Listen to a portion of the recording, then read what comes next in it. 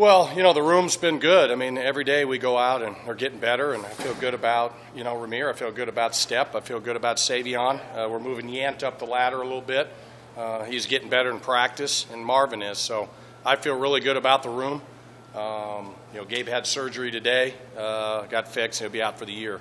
But the rest of the guys are hungry, ready to go. So we expect to have a great week of practice and be ready to go on Saturday. You said that with Ramir, even into camp, that it was sort of a pivotal moment for him, that he was either going to do it or he probably wasn't.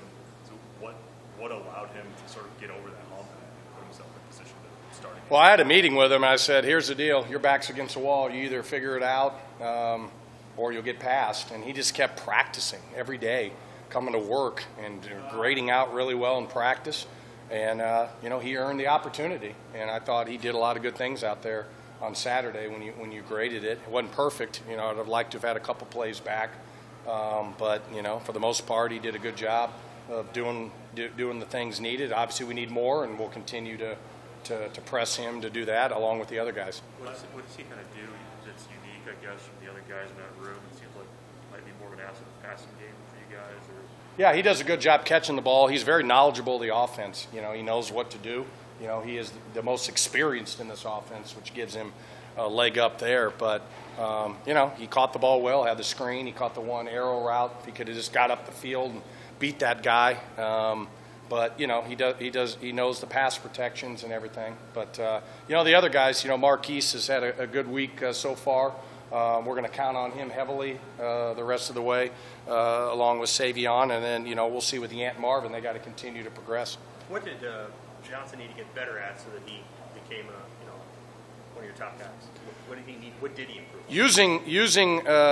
Using his speed, in practice, sometimes he would just kind of glide, and I'd say, hey, gliding's not going to work. You got to turn on the jets. Now, he missed spring ball due to an injury, so he didn't get a chance to prove it. So he was behind the 8 ball going into fall camp, but he's just, really practiced with a sense of purpose and with a chip in the sense of I want you to play. He wanted to play, he wanted me to play him, so he earned it.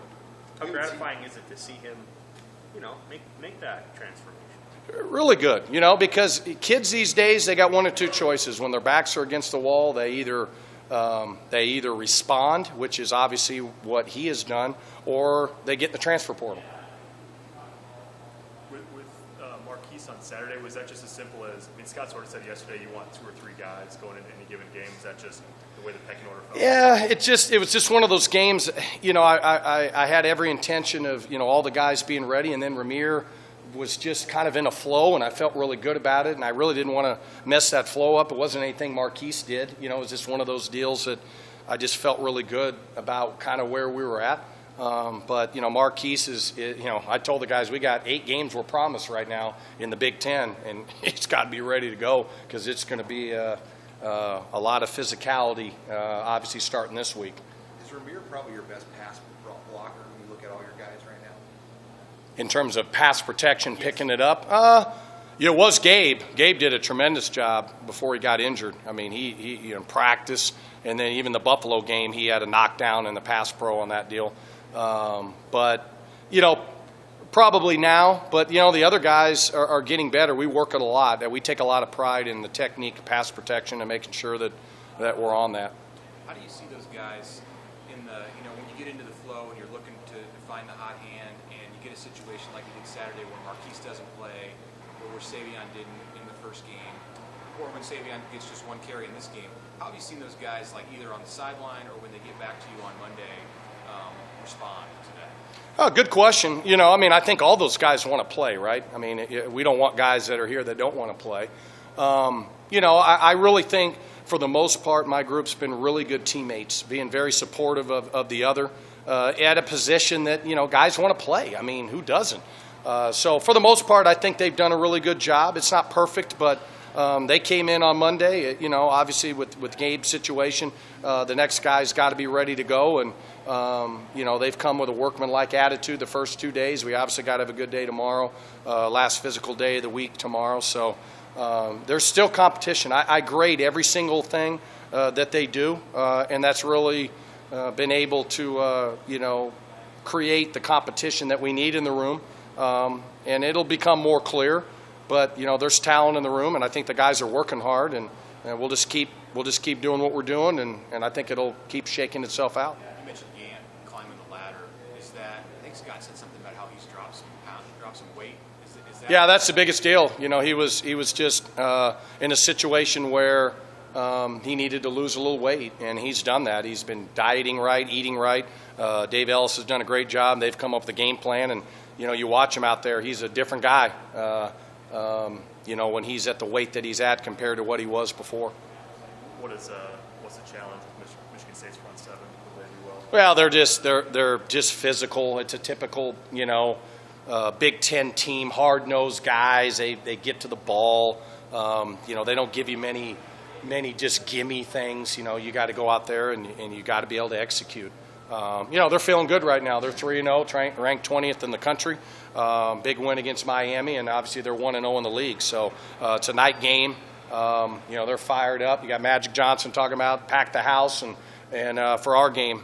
So they'll be ready to go.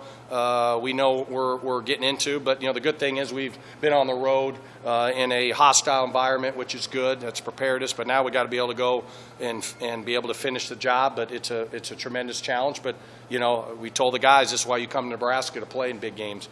Scott mentioned crease runs yesterday, needing to get more of those big plays. Do you feel like your group's close on this? I do. I think it's just a combination of things. It's everybody. It's up front. It's the tight ends. It's the running backs making sure their footwork's right and having the right reads and pressing it and all that, because it's really, really close. Obviously we all want big runs and stuff, but even against Oklahoma, some of those plays were 4 and 5 yards. That's a good play in college football when you're going against good football teams. So we got to continue to coach these guys to see where the cuts are and just keep doing it over and over and over. But we're close. We're right there. But we just got to be able to, finish the job at all positions. Hey, Coach Frost mentioned that he put you up in the box, and he likes the fact that you're up there.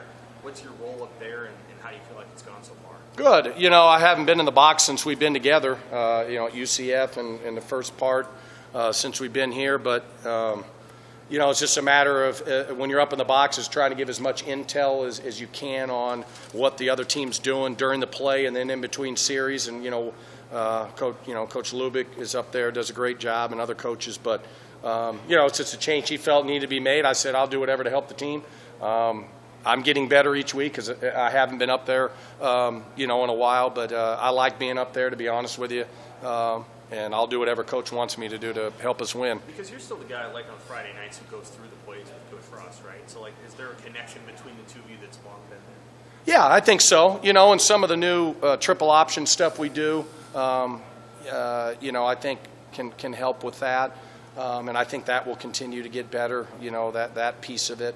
But Coach Lubick does a great job, and I think we're getting in a flow of things, because that piece of it, just needs some synergy and everything. And teams do a good job of the other people do a good job, and we got to be able to see it and then exploit things. Did you play a role in developing that piece of the offense in the offseason?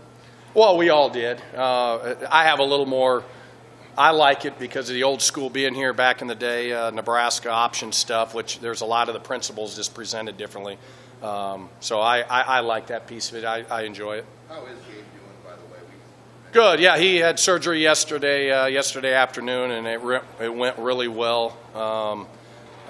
So he'll start rehab here as soon as tomorrow or maybe this afternoon. He's in really good spirits. I thought he had a really good start to his freshman year. He's a dog. I mean, he loves to compete, and I think he's going to have a bright future here. Just one of those deals, freak things. You see it all the time, a non-contact thing. I mean, that play would have been a huge play. We had it dialed up, and just one of those freak deals in the game of football that happened. Probably was going to be the biggest run he's had. Oh, I think so. Absolutely. Yep. When they lined up how they lined up, we were calling it, and, I mean, we couldn't have lined them up better. If we said line up here, that's how we'd want them to line up. Scott said yesterday, coaches like 11 a.m. kickoffs. You haven't played many night games recently. What do you do all day on Saturday? Well, the guys will have a little more meeting time. We'll do a little what we call flow. They'll get a little exercise, a little movement. You know, we don't want to be sitting around like we're on vacation and sleeping all day. So we got to move around, have some meetings, stay dialed in. Guys will watch football games. It's fun to play at night. I mean, they all played at night, high school. You know, so to be able to go under the lights will be exciting in a hostile environment. I mean, that'll be fun. I'm looking forward to it. We got back-to-back night games, right? Northwestern at night. 2 games in a row on grass too. That doesn't happen very often. No. Especially in the Big Ten. I mean, does that change much for your approach as your backs kind of getting the feel for the footing and the surface? No, we've been practicing on the grass. We practice on the grass every day, which is good. So that's worked out good. Their grass is different than Oklahoma's, but you know, grass is grass is grass. You got to practice on it, and you know, do your thing. Cool. Thank you. All right. Have a good one. Can I get one more thought from you? Yeah. It's a little gimbal. Yep.